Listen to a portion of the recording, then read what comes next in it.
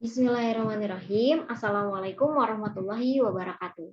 Halo semua, perkenalkan nama aku Fitra Hanin Anjani. Aku dari jurusan Terjemah semester 3 kelas 6. Hari ini aku akan menjelaskan subunit dari salah satu bab di buku Cakrawala Linguistik Bahasa Arab.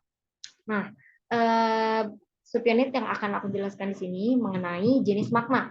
Nah, jenis makna ini adanya dalam bab semantik bahasa Arab. Nah, oke, sebelum kita masuk ke dalam pembahasan jenis makna, kita terlebih dahulu harus mengetahui apa sih makna itu.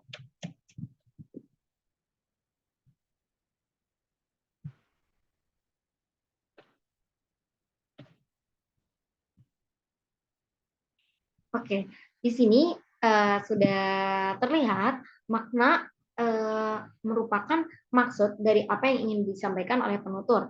Bisa penutur itu bisa pembicara ataupun penulis. Nah, di sini juga menurut para ahli, menurut salah satu ahli bahwa makna itu punya hubungan dengan pengertian.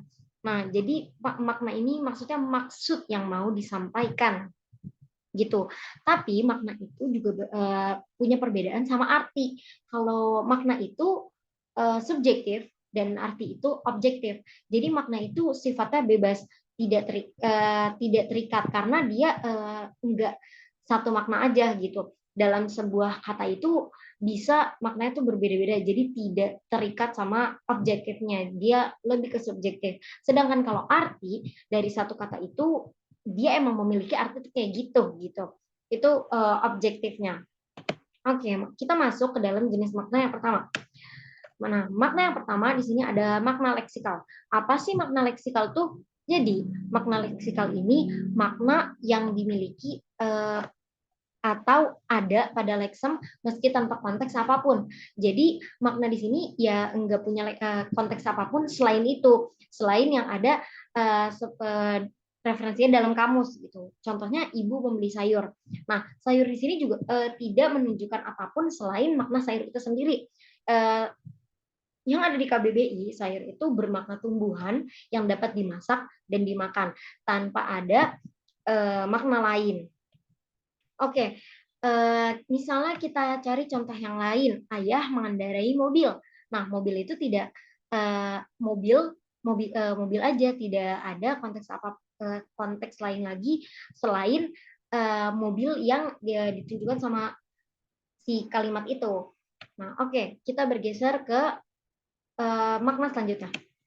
Nah, jenis makna yang kedua adalah makna gramatikal. Nah, makna gramatikal ini makna yang muncul akibat dari fungsi kata pada kalimat. Nah, di sini ada contohnya Rasulullah Shallallahu Alaihi Wasallam memiliki keterampilan memanah dan berkuda.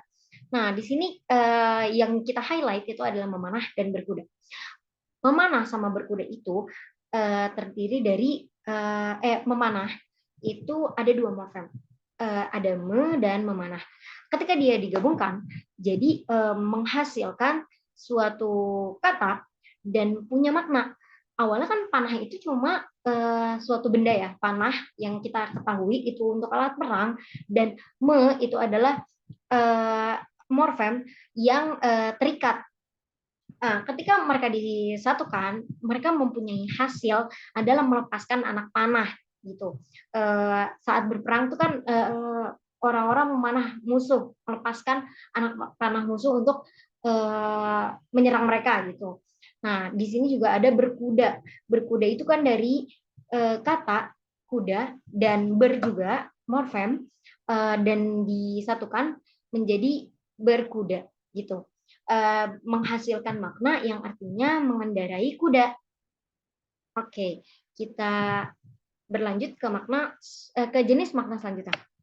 Jenis makna selanjutnya ada makna kontekstual.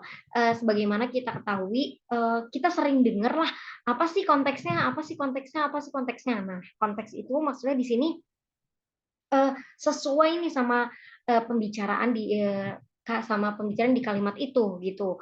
Nah, di sini ada menurut ahli Kalau makna kontekstual itu adalah makna yang muncul akibat hubungan antar ujaran dan konteks. Contohnya nih ada bukan kata bisa ya, tapi apel.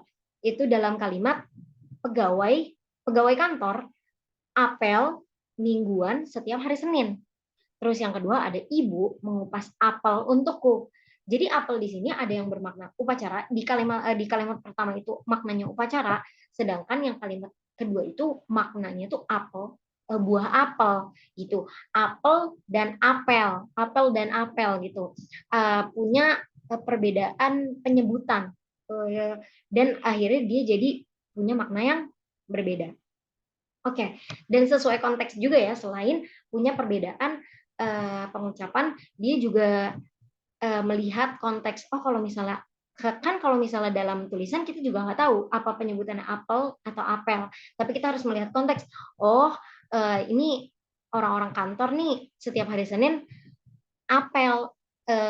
Kan nggak mungkin setiap hari Senin nih pegawai kantor apel, ngapain emang apel gitu. Oke, jadi harus sesuai konteks. Kita lanjut ke jenis makna selanjutnya.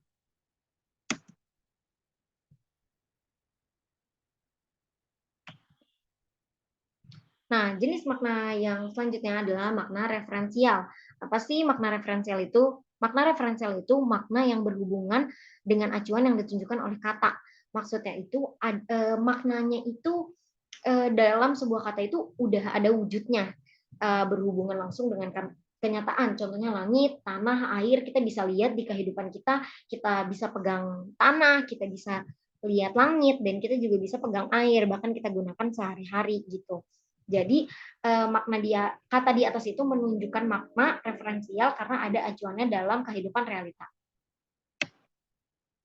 Nah, di sini juga ada makna denotatif. Nah, makna denotatif ini maksudnya makna asli. Sebenarnya makna denotatif ini hampir sama dengan makna leksikal gitu, dengan makna leksikal. Tapi apa sih perbedaannya?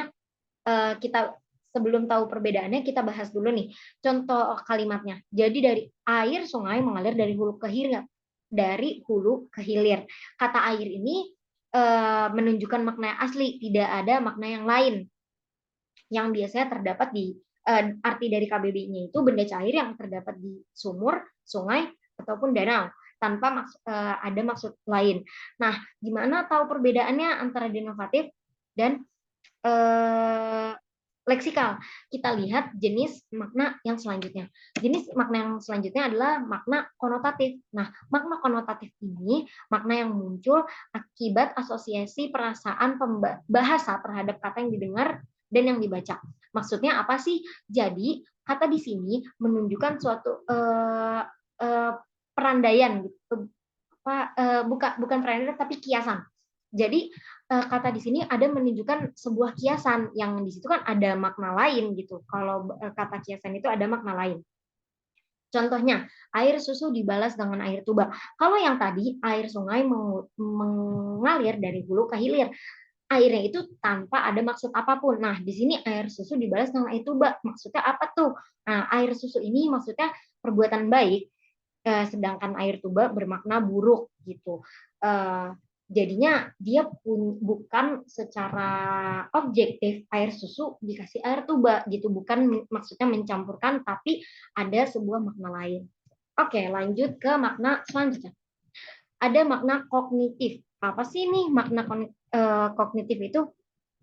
Nah, makna kognitif ini menerangkan bahwasannya makna yang ditunjukkan oleh acuannya.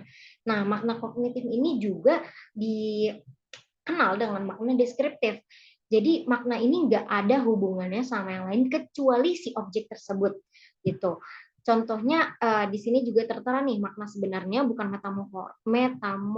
metafora ataupun makna kiasan. Apa sih contohnya?